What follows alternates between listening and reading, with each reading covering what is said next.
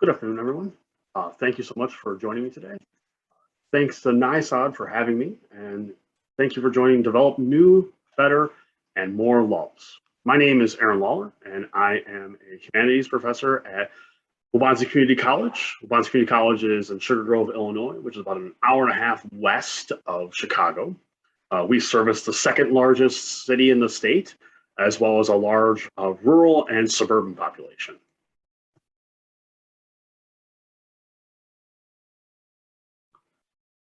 Like most colleges across the country, we have our fair share of struggles, many of which are probably familiar to you. We have declining enrollment, we have pervasive divisiveness and cultural and social and political lines. We struggle with funding for new programs and innovation, often connected to our enrollment issues. And we have the challenges of meeting outcomes. Higher ed, we have these large, kind of lofty outcomes of trying to develop globally aware citizens while balancing that with the very real, pragmatic kind of skills students need for the 21st century marketplace. So these are the struggles that I want to talk about. But I wonder, and I guess that these struggles themselves are not the actual big problems. They're the big problems we've been trying to address for many, many years, but they really are the symptoms of a deeper root problem, right? So, and what we've done is we've spent a lot of time trying to treat the symptom and not so much the disease. So I guess I venture that one of the big diseases that is affecting higher ed today is that pervasive throughout our culture. You hear it in the media, you hear it in society, in social media. What is college for? Is college worth it, right? This question that should students take on this enormous student debt, right? Are we preparing them for a marketplace that is very uncertain? There's a lot of economic crisis. There's unemployment rate, right? So is college the reason or what you should do in order to meet the challenge of the 21st century? So I think that might be the root or one of the root causes of those symptoms I just spoke about.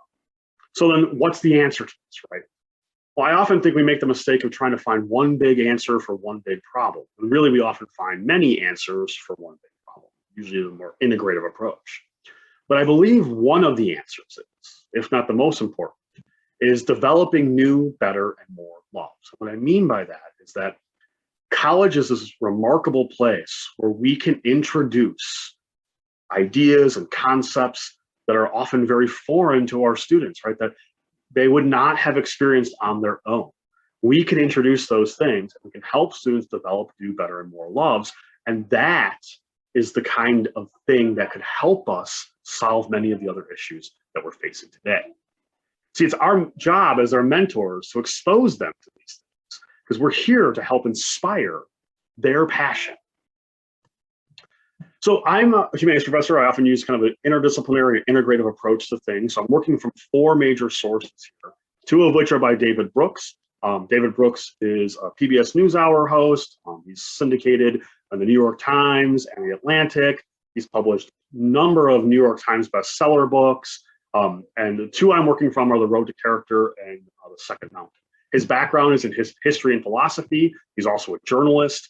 He's also a practicing Jew, so he pulls a lot from the Torah and the Talmud as well in his writings. The third book I'm working from is The Power of Meaning, and that's by Emily Smith. Emily Smith is a humanist psychologist coming out of that great tradition started by Abraham Maslow. I'm sure you're familiar with Maslow's hierarchy of needs.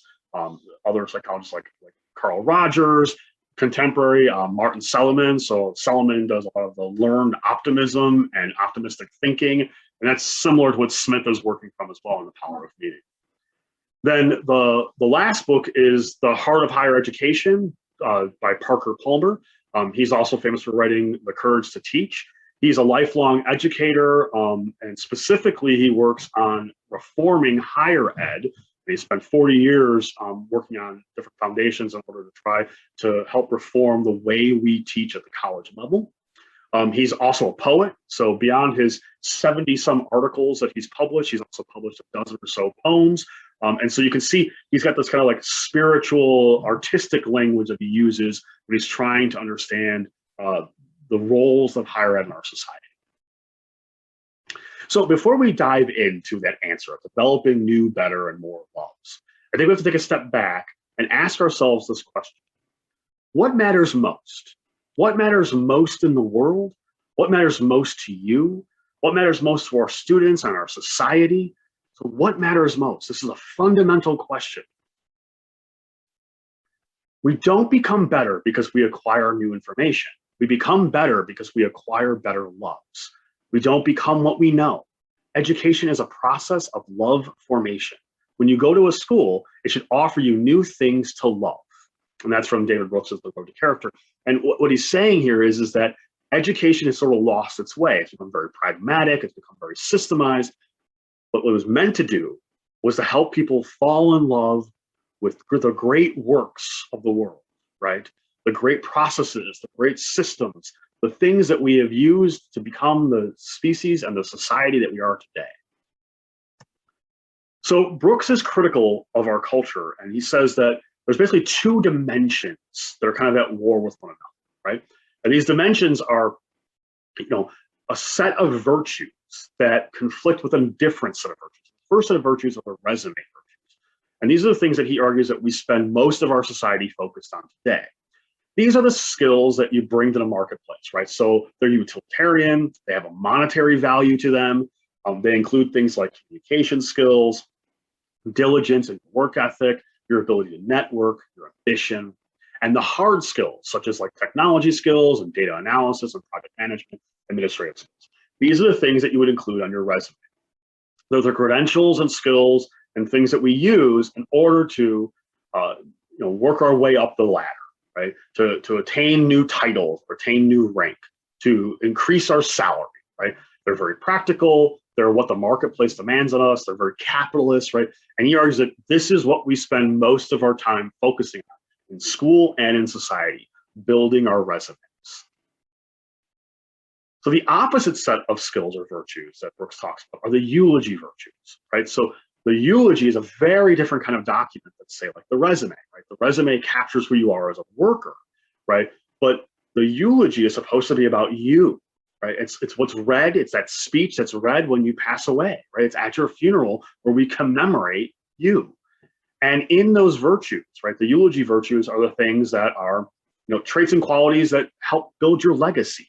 They're intrinsic. They deal with ethics and spirituality. They have an emotional quality, emotional value.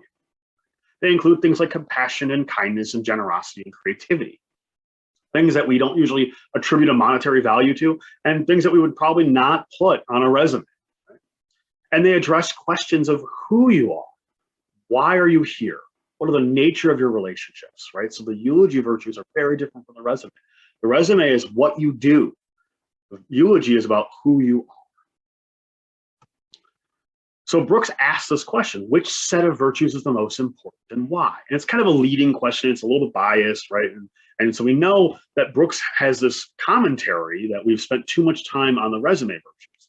But there's also this question is, well, but there's a reason we do that, right? So why have we spent so much time on the resume virtues? Well, because they're important. They allow us to get the kind of careers and stability that we need in order to thrive in our culture today. But he argues that we've neglected the eulogy ones. They completely atrophied. We no longer focus on those whatsoever. And so he thinks those are actually the more important of the two, but we've neglected them, right? So you could make the argument maybe they're equal. There's a lot of different ways of approaching this. But his question, are you living for your resume or for your eulogy, puts us in a different kind of paradigm, right? So living for, what are you living for? Are you living for your resume or for your eulogy? Are you living to build your resume? Are you living for all your credentials? Or are you living for your legacy, which you're going to leave behind? So I thought we'd take a moment and really look at eulogies, because my assumption is you're familiar with resumes, right? If you're a professional person, you have to. But we're not always very familiar with eulogy. So what is this eulogy? Right? It's a speech that's given at your funeral that's supposed to be about the impact you've left on your family and your community. It's supposed to commemorate and memorialize the person and their legacy, right? So, if I'm thinking about my own eulogy, I truly hope it's not an executive summary, right? I hope that no one says at my funeral, well, Aaron was really great at, worrying about the bottom line and he had great networking skills. Oh, God, it would be horrible. It'd be a tragedy if that's what they said. So what I want to do is I want to think about, okay, so what should the eulogy include? And am I living a life to get those qualities in there? Okay, so we're going to take a moment. We're going to do a little exercise here, which if you don't find useful in yourself, it's certainly useful for your students, right? So you can use this exercise to help kind of stimulate some conversations about those eulogy virtues. So we're going to write a eulogy. All right, and what are the three components of a good eulogy? So it starts with an introduction. It starts with setting the tone, usually with a poem, a quote, or a passage out of scripture, right? It's interesting we start there. Right? We don't start with a list of accomplishments and achievements. We don't list their title or their salary. We list the person's, what's meaningful to them, right? And so we start with a poem and a quote or a scripture passage because that's the language we use to describe a whole person. See, we can't go to just regular language because it doesn't encapsulate everything we need to do. We have to go to poetry to try to understand those deeper things, those things that are beyond, right? Those qualities that exist in a more ephemeral or ethereal kind of way. So we start there. That sets our tone. And then we go into the person's life, right? We list some accomplishments for sure, but that's only one piece. We also do the major life events, interesting stories, fun facts, fond memories, right? Their kind of relationships, their travel adventures. What did they love? What were they interested in? We try to capture the person in a snapshot of their life. And finally, we summarize with the big themes, right? So what are the themes? Themes are these things these symbols that exist in literature and philosophy and history, right? They're universal qualities, they're universal messages and ideas that we all can share in, right? There are things like trying to find love and facing our mortality and creating beauty and appreciating beauty in the world, seeking truth, the war between chaos and order, our coming of age stories, right? Our transitions from childhood to young adulthood, from young adulthood to adulthood and to being an elder, right? That's how we summarize a person's life in these universal themes that we all partake in. All right, so we're going to take a minute, just a minute, and you're going to spend some time either writing your eulogy or at least thinking about what would go inside your eulogy. All right. Now, there's no way for me to check, so we're going to go on the honor system that you're going to do this. We'll spend 1 minute timing it now, and then when you're done, we'll kind of reflect on that process.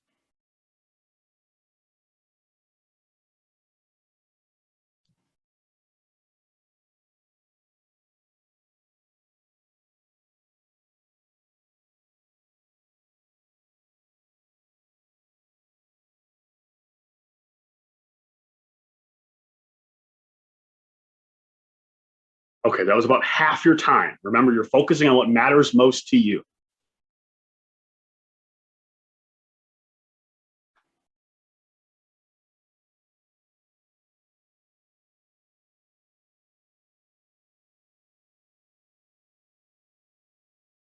Okay, you got about 10 seconds to wrap up your thoughts.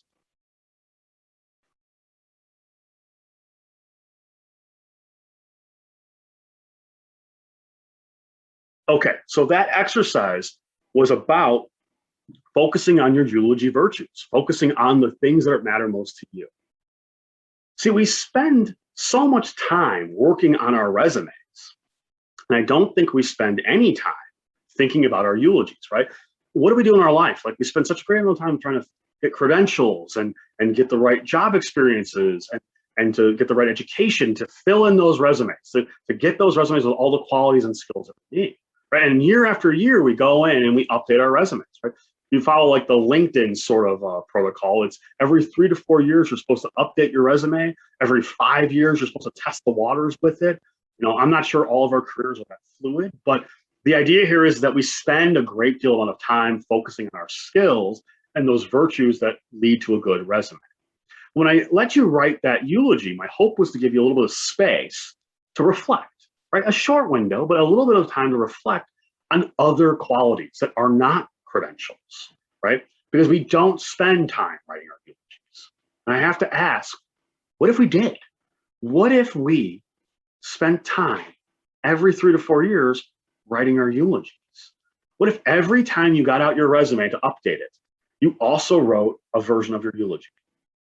What would that do for us? Would it allow us to focus more on those eulogy virtues? See, the challenge of writing our eulogy is that we have to face our mortality. The great philosopher and psychologist William James, he talks about the human condition, right? This burden that we know we're mortal, we know we're going to die. And the burden of that is that we have to question if we're using our life, if it's a life well spent, we're using our time here on earth in a meaningful way. See, that's the challenge of writing our eulogy, is that we have to face that, right? It's something I often, deeply worry about, right? Like, am I leaving a good legacy for my children and for my students? Am I living my life in a way that builds the eulogy virtues? So now we're talking about these pretty abstract ideas here. And, what is the role of higher ed in eulogy virtues, right? We're great at the resume stuff, but do we have a role here in the eulogy? What does it mean to balance educating the mind with educating the heart?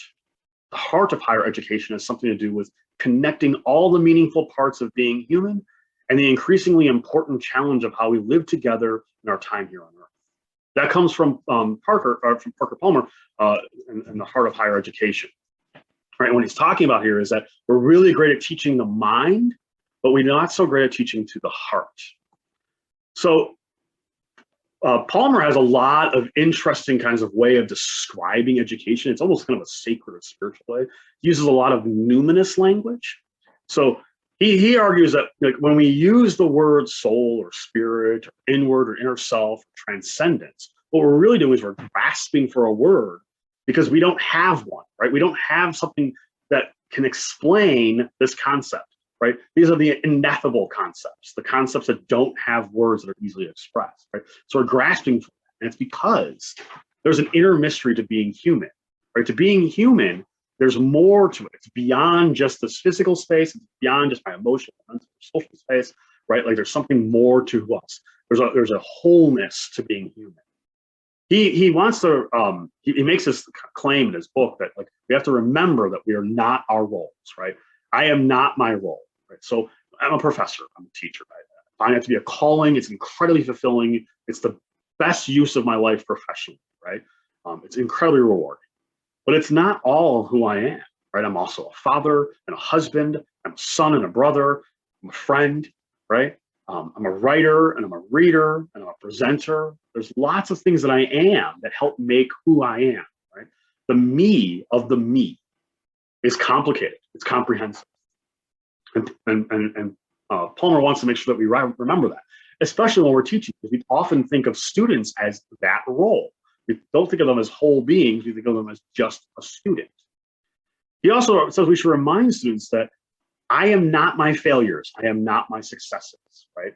My failures do not define me, my successes do not define me. They add to who I am, but I am not my worst day on earth, and I am not my best day.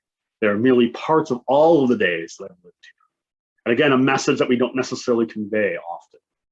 See, he says, there's work to be done in the world. Our students leave, right? When they graduate and leave our campuses, they need to go serve well in the world.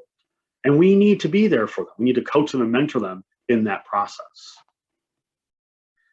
He calls this teaching to the heart, right? So he says that higher ed is great at focusing on teaching to the mind, but not so great at teaching to the heart.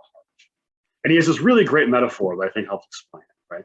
And it deals with using the skill of a knife, right? So I can teach you how to use a knife, right? I can teach you how to hold it and how to properly handle it, the gesture and the dexterity that you need to use it. I can show you how to sharpen the blade. We talk about the history of knives. We talk about the philosophy of what it means to be a knife, what is knifeness, right? But it's all knowledge and skill that goes only to the mind. And the problem is, with all that knowledge and skill, it still could be used to do terrible, terrible things, like to kill and murder someone. Or it can be used to do wonderful things, like a surgeon using it to heal, or an artist using it to create beauty in the world. So what separates the two? Well, it's the heart. The heart is what makes the hand work for the good, right? We need to teach the heart so that when a student uses the knife, they use it for the good and wonderful things in the world. When I was reading Palmer, I immediately thought of an ancient Hindu text, the Bhagavad Gita, which is part of a larger epic cycle, right? And in it, Krishna is teaching Prince Arjuna about dharma and karma. And he says to him, the doer of good becomes good. The doer of evil becomes evil. One becomes virtuous by virtuous action, bad by bad action. So what does he mean here? He's saying that when we do good deeds, that's how we bring goodness into the world. Goodness is a force created by us, right? It doesn't exist outside of us. We create that goodness. That is what we need to tell our students about. That's what we need to share, the goodness in the world. Most professors consider the question of meaning beyond their purview. They did not believe they had the authority or knowledge to lead students forward in this quest. But meaning has regained a foothold in our universities, and especially in an unexpected place, the sciences. They have begun investigating the question of how to lead a good life. So this comes from Emily Smith, that humanist psychologist, and she's arguing that for a long time now, professors have kind of shirked this responsibility of talking about meaning and the heart, as Palmer would call it, because we're not sure we have the authority to do so. We're not sure we should be telling students how to lead their lives. But here's the interesting thing. They're asking us to. I'll share some information towards the end of the presentation, and you'll see that our students deeply want us to help mentor them along the path of meaning. So what I've done here is I've synthesized the work of our authors here. And what Palmer calls the habits of the heart, Smith calls the pillars of fulfillment, or the pillars of a happy life, and Brooks calls the eulogy virtues, right? Whatever you want to call them, these habits are not maxims to be memorized, but actions to be engaged in. And so in order to synthesize all these ideas and kind of create a nice list or a guideline for living a fulfilled life, I came up with these 4 Ps. Kind of proud of them because I was able to get the alliteration to work. It took me a long time to do that. So, but here are the 4 Ps. The first P is purpose. See, we're natural born meaning makers and purpose seekers. What I mean by that is that when we see events in the world around us, we attribute meaning, right? Think about when you see someone's face, you attribute some meaning and intent to their facial expression, right? This is hardwired into us. We're also purpose seekers, right? We want to find purpose in the world. We want to know what our purpose is here for, right? Why am I here? Because that helps us make sense of the world around us. The world's rather random and chaotic. Meaning and purpose allow us to find some structure there. The second P is people. We have a real need for community and a sense of belonging, right? We need to be a part of a group. Martin Seligman, the other humanist psychologist I mentioned earlier, he says that that's the difference between emotional well-being and not being emotionally well, right? Those of us who have a community, have a belonging, have a support group, are emotionally well off. Those of us who try to do it alone, the lone wolves, they struggle often, right? We need that emotional support. We're a social species. That's how we function and thrive. The third P is plot. Now, this one's kind of odd. A lot of people think to me, well, plot. And I mean this. I mean plot in a very literal way. See, we are storytellers. Right? Human beings are storytellers. That's how we learn. That's how we pass information. It's how we record who we are. Neurologist V.S. Ramachandran, right? So there's a neurologist named V.S. Ramachandran, and he says that's how we form our identity. He argues that we create our identity, the me of who me is, right, through autobiography, by constantly telling ourselves, brains are constantly telling ourselves our own autobiographical story. They're telling us our memories. They're editing the memories, right? And that brain is doing that in order to help create an identity, a personal identity of who we are.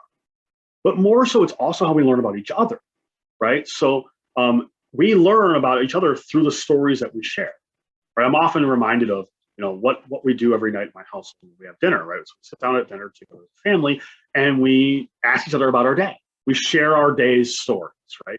And by sharing those stories, we learn about each other, right? My wife and I have been doing this for 20 years, and that's how we've gotten close. That's how we become best friends. That's how we become partners. That's how we've had a support, because of the stories we share with each other. Now, I say stories because that's what they are. They're not police reports. They're not historically accurate, right? Because we modify it, right? When we tell a story, we often restructure it so it makes a little bit more sense. We change the events order, maybe. We remove details that we think are boring or not important. We often structure it so that it can have some humor in there, right? Or it can have a larger impact.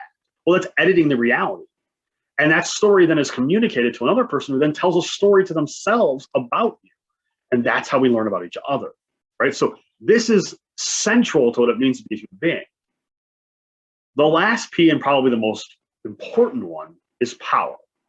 Now, when I say power, I don't mean the Machiavellian kind of power, right? Like the power that you use to exert your will or control over others, right? To oppress or to subjugate others. I don't actually think that's real power. I think that's illusionary power, right? Like real power is given, it's not taken, right? So when I mean power, I mean the power of something bigger or higher than the individual. It's something that humbles you, right? Power is things like awe and wonder and fear and reverence and sublime, the things that make you feel a little smaller, but simultaneously also connected to the world around you, right? When I feel a sense of awe, right, it changes me. I have a physical reaction to it, right? Think about a beautiful piece of music or a poem, right? Or a powerful speech or a movie with an incredibly well-acted scene. You get a lump in your throat or you feel goosebumps. There's a physical and emotional reaction, right? That's real power. When you visit, like, you know, a landscape, right? Like you see these massive mountains, and you just feel the majesty. You feel your own smallness in the world, right? Or when you see a sunset, and it gives you that kind of good feels, right? And sunsets are interesting to me, right? Because they're incredibly beautiful, and they have this effect on us, but they're so ordinary, right? There's a sunset every day, and there's such an ordinary thing, but I still see them, and I'm just immediately attracted to them. I pause and I stare off into the distance, thinking, "Wow, how beautiful this is!" Right? That's awe. That's power. That's the thing we crave. It's something that's very unique to us humans, that we can create extraordinary feelings out of the ordinary experience. So these 4 Ps are aligned with the other ideas from the authors. And the idea here behind them is that these are the 4 things we need to capture in higher ed in order to build new, better, and more loves. So it's how we become fulfilled. So then how do we share with our students and teach our students how to become fulfilled? The you we tell them to consult for life's answers is the very thing that hasn't yet formed. So they put down that big box of nothing and ask, what can I devote myself to? What cause will inspire me and give meaning and direction to my life? Okay, so what Brooks is talking about here is, this is a passage out of a longer kind of thing, and it says, the you is the student, right? And the student is coming to us and saying, you know, what should I do? What should my major be? What should my life be? What's the meaning of my life? Why am I here, right? And we often respond with what we think is great wisdom. Well, only you can decide this. Only you can determine this, right? Only you can choose your path. You'll know. Your gut will tell you. Your instincts will kick in. When it's such an unfair thing, because the you that we're talking about here, right? The traditional age student, this 20-something student, is still amoebic. It's still unformed. It's still unshaped. They're in the process of shaping themselves. So to ask them to have this great wisdom and insight about what they should do with their lives or what the meaning of life is unfair. And we see it, right? We see that they become frustrated by this. So Brooks, in his other book, The Second Mountain, he talks about that as a society, as higher ed, we're really good at providing the resume kind of answer to why you're here, right? But we lack the eulogy sort of answer, right? So what does he mean here? So if you imagine life as a journey up a mountain, right? To reach the peak of that mountain, right? To reach that peak, what you're trying to do is to be the most successful you could be. So what's the story we tell our children? We say, okay, well, go to school and be a good student so that you can get into a good college and get a good major so that you can get a good job, find a significant other, get a good salary, get a good house, have a few kids, have a dog, get a picket fence. And when you do all that, you'll reach the top of the mountain. You'll have climbed Mount Everest and reached the peak, right? But the problem is, many of us reach that peak and then we still feel kind of empty. See, for Brooks, it's actually a very personal thing. See, Brooks is this guy, right, who's incredibly successful. He's on PBS every week. He's on television. He's written a number of books, had great successes, and all that success should have put him at the top of the mountain, right? But he also had this terrible, terrible, tragic divorce that happened a few years ago. And in it, he writes about how it rocked his whole world. It wrecked his life. It ruined his relationships. He got to the lowest point he'd ever been in his life. Here's this incredibly successful guy who now feels empty, right? And it's because he gets to the top of the peak and he looks over and he sees the valley, right? And he's pulling from great wisdom literature here. You know, he's quoting from Confucius and Lao Tse and the Torah and Aristotle, right? Like he's got this wealth of wisdom to show that like you get to the top of the mountain and there's a valley because there's a whole nother mountain behind it, right?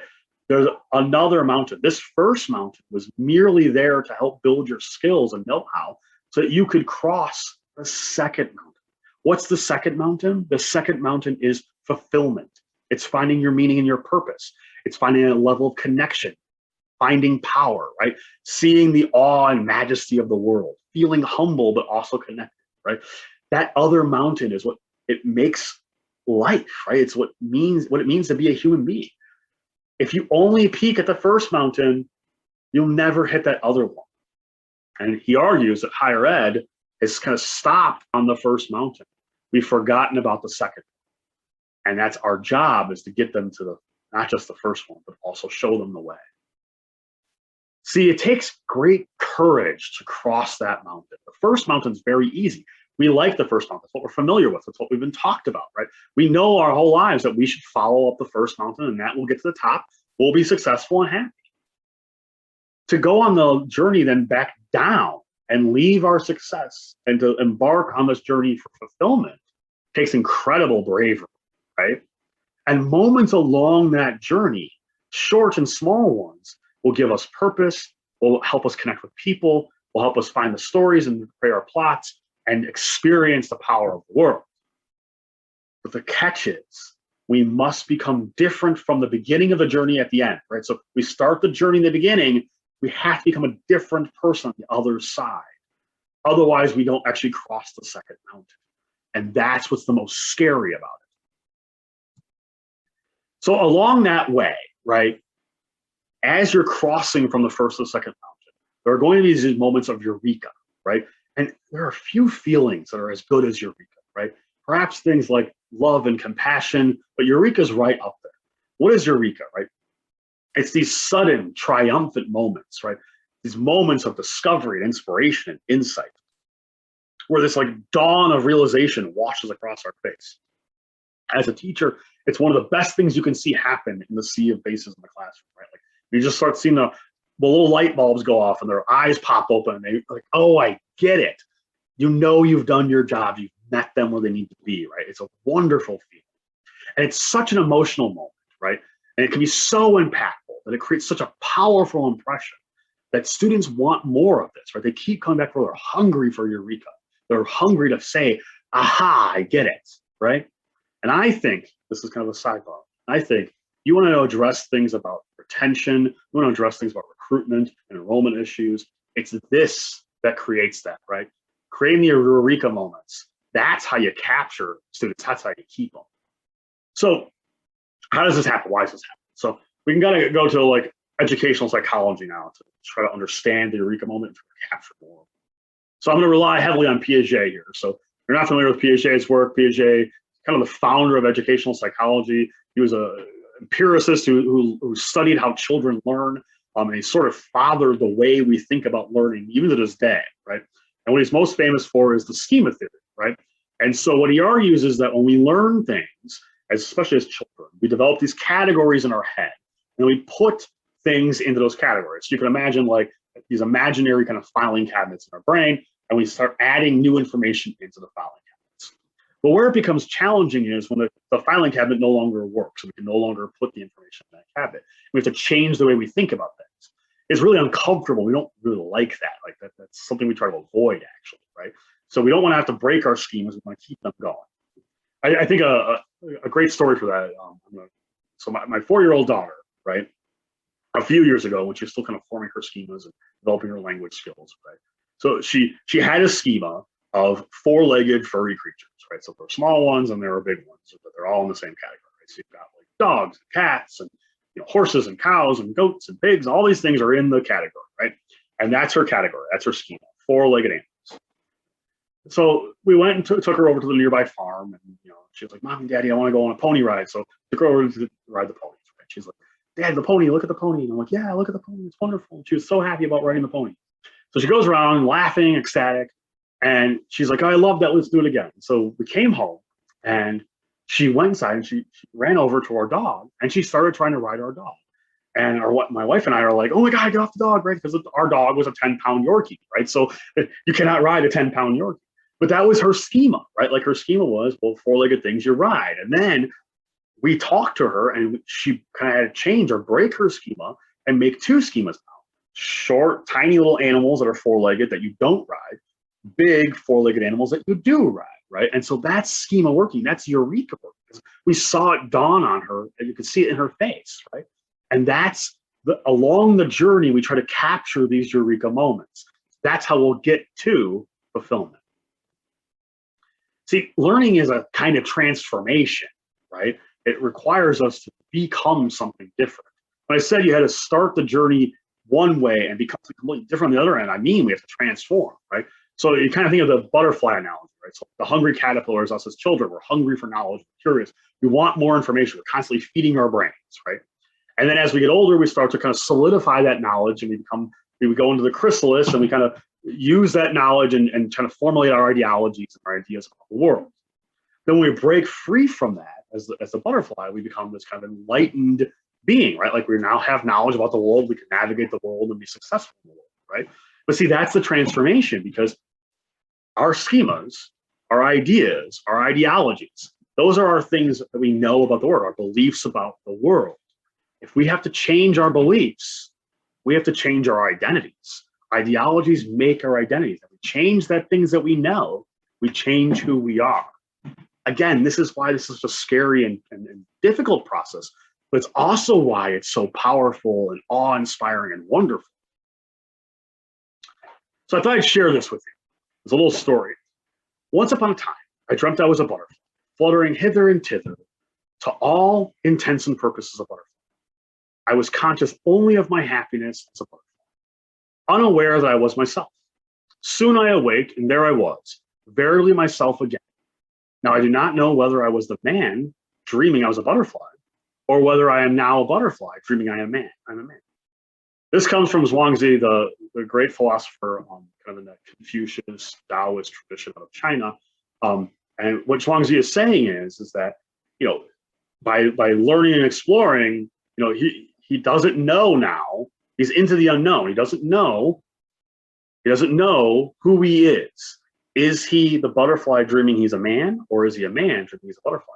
See, that's the scary thing about changing our schemas. That's the scary thing about changing the way we learn about the world and transforming. We go into the unknown, and being in the unknown means it's uncertain, right? It's difficult. We require our support systems. We require all this other information in order to navigate the unknown. So now the question is this the domain of what higher ed should be doing, right? Should higher ed be teaching students how to find themselves? Should higher ed be teaching them to determine whether they're the man dreaming of the butterfly or the butterfly dreaming of the man?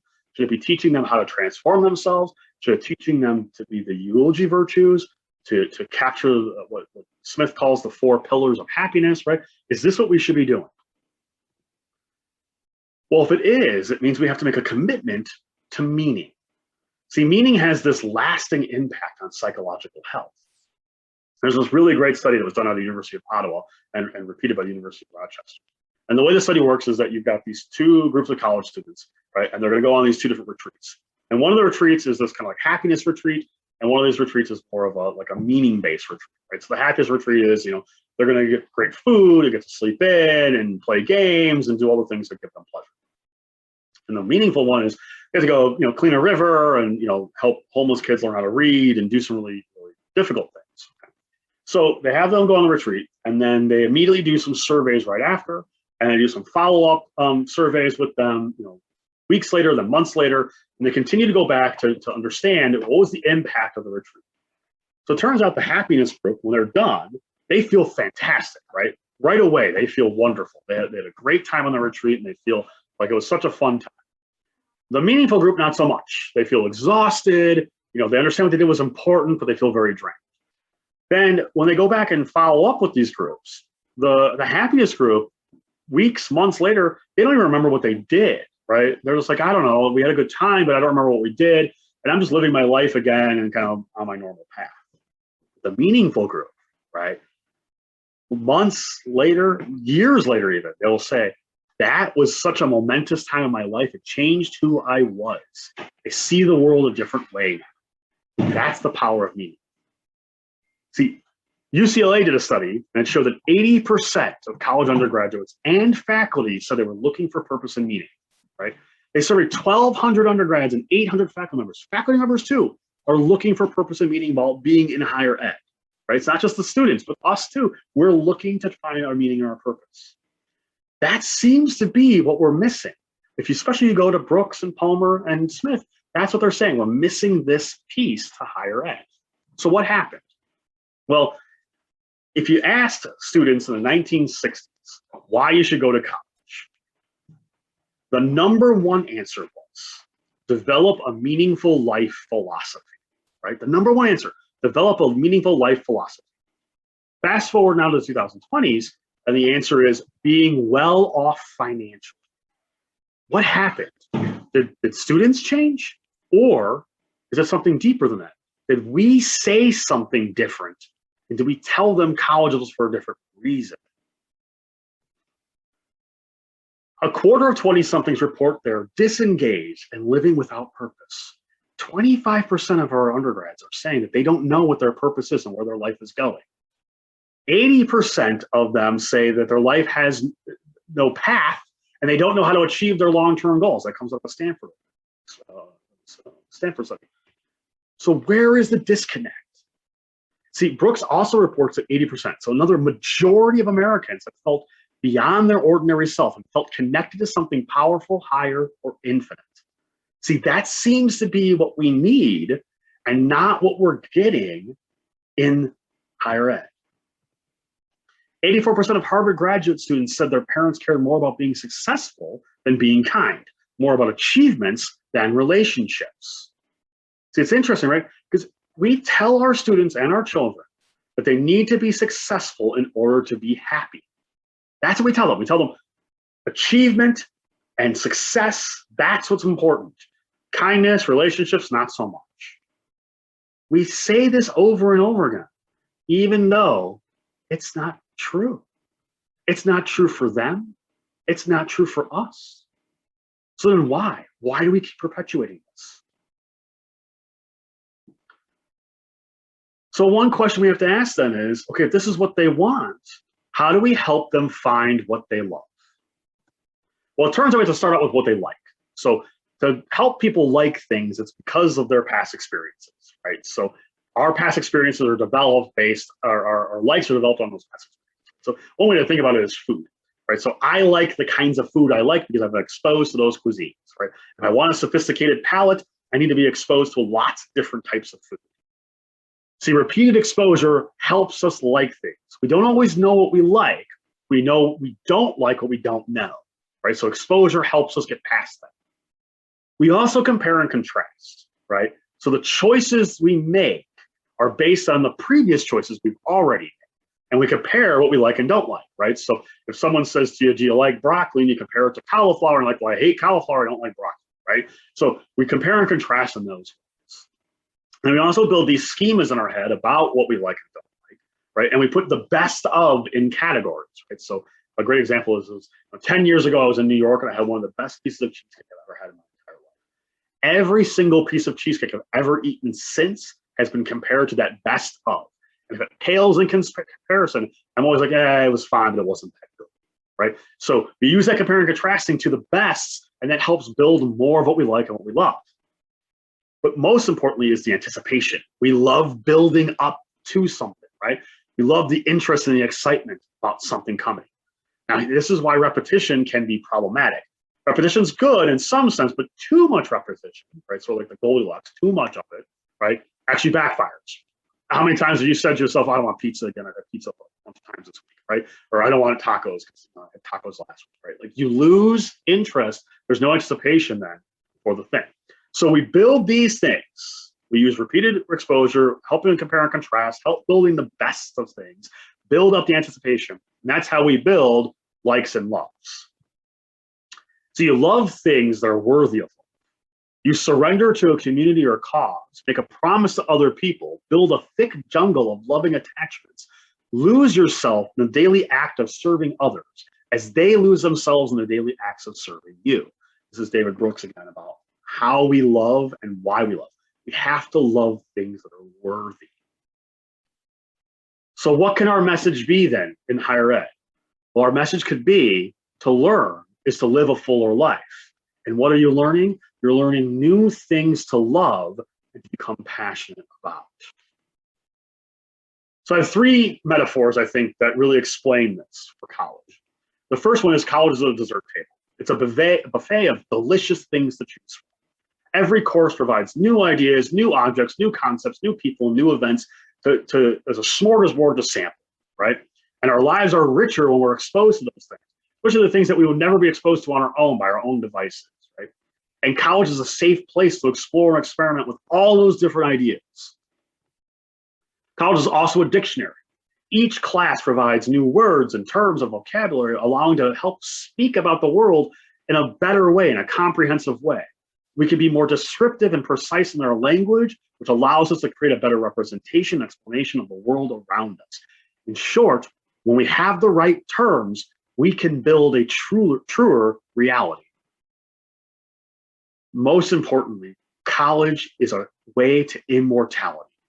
When we study the lives of hundreds of thousands of people, right? Hundreds or thousands or other people around the world, from history, from different cultures, we can add all those different people into our own lives. We can live their life, right?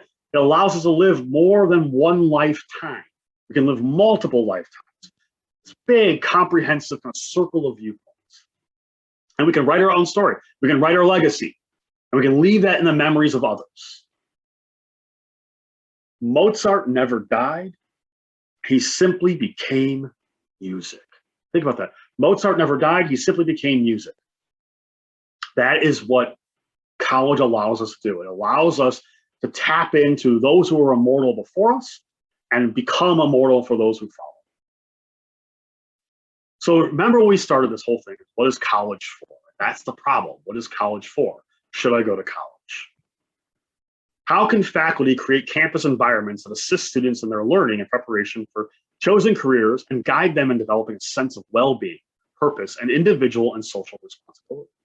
How can we help students find a sense of calling in life? So is college worth it? Our students say yes. Overwhelmingly, they say yes. College was very useful in helping them grow intellectually, mature as a person, prepare them for their jobs and their careers. And it was a good investment for them personally. See, college is worth it.